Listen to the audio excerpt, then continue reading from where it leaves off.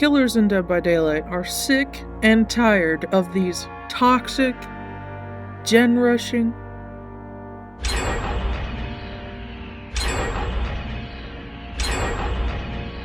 bullying,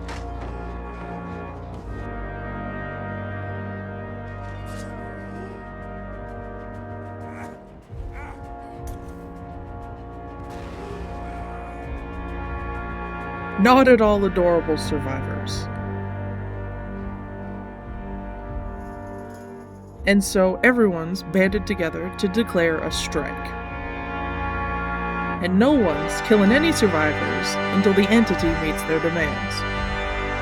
Unfortunately, the newly made Killers Union forgot to inform the twins about this strike, and now they're the only killer available to face survivors. This is the root of this hypothetical. What if the twins replaced every killer?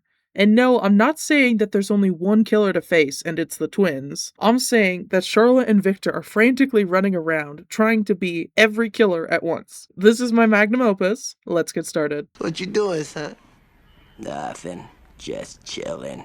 A classic stalking killer. He can hide his terror radius, crouch, and stalk. Easy peasy. Charlotte and Victor get Ghostface costumes, and they don't need to crouch because Victor's short and Charlotte's tall, so they cover all the bases there. Unfortunately, the Ghostface outfit is a little too small for Charlotte and a little too big for Victor. So Victor is just a little bundle of clothing, but Charlotte knows how to use a knife, so she can handle these pesky survivors.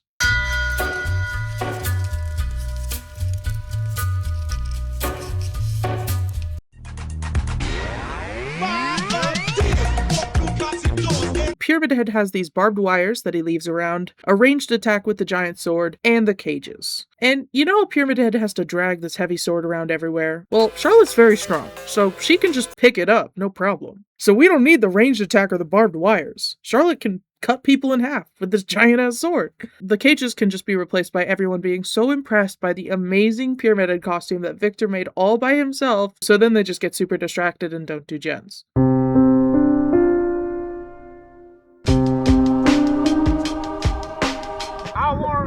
Cowboy, baby. Deathslinger is a cowboy with a harpoon gun. Pretty straightforward design. Because Slinger has a similar build to Charlotte, she can actually wear his outfit quite easily. She's got the cowboy hat, the jacket, the bandana, the piece of hay in the mouth, and of course, the gun. And Victor, well, there ain't enough room in this trial for the both of y'all.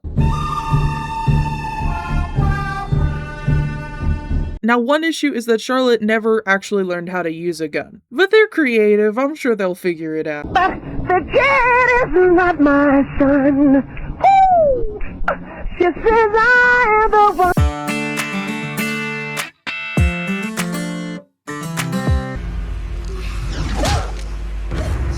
Sadako can teleport to televisions around the map and condemn them with a curse. She can also turn invisible. She can turn invisible because she's a ghost, I'm pretty sure. So we've already run into a wall there, as Charlotte cannot turn invisible. But they put together this cardboard TV that they can put around the map and Victor can crawl out of and put a curse on them by just biting them repeatedly and giving them rabies. And Charlotte can just stand there and look real spooky and stare at them while they die to this curse, which is just rabies. 7 minutes. 7 minutes is all I can spare. 7 minutes. Wesker's powers focus on the Ouroboros virus, which he can use to throw survivors and infect them, causing them to be hindered. As Charlotte isn't infected by Ouroboros, they kind of had to improvise. Victor is now Ouroboros, in that he is just covered in a bunch of black pool noodles that he'll throw at survivors to hinder them. And Charlotte can still throw survivors because she's really strong and she can just do that anyway. She just chooses not to in normal trials because she wants to have them, she wants them to have a fair fight, you know? She can always do that. She's super strong and powerful. It does take her longer than 7 minutes, but that's only because Victor keeps running out of black pool noodles and running to the store to get more.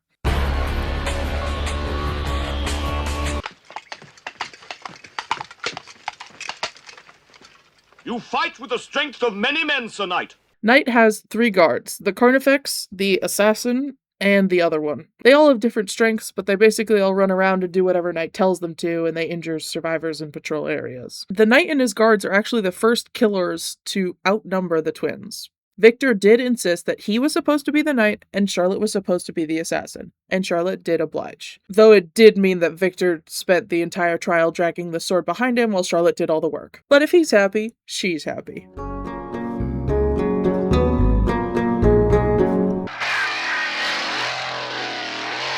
Bubba has a hammer that he can bonk people with, and a chainsaw that he can chainsaw people with. Obviously, Victor gets the chainsaw, and Charlotte would get another chainsaw.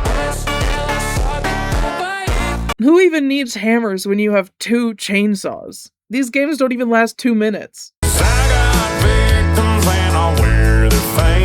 What is a man? A miserable little pile of secrets. Lastly, but certainly not leastly, Dracula. This is a tough one. Dracula can conjure fire and shapeshift into a wolf and a bat. We can give Charlotte a box of matches, and Victor can get a cape that he can flap real hard to fly like a bat, but neither of these two can transform into a wolf. So Twins Dracula will unfortunately drop a couple of tiers in the tier list because they only have 2 powers now.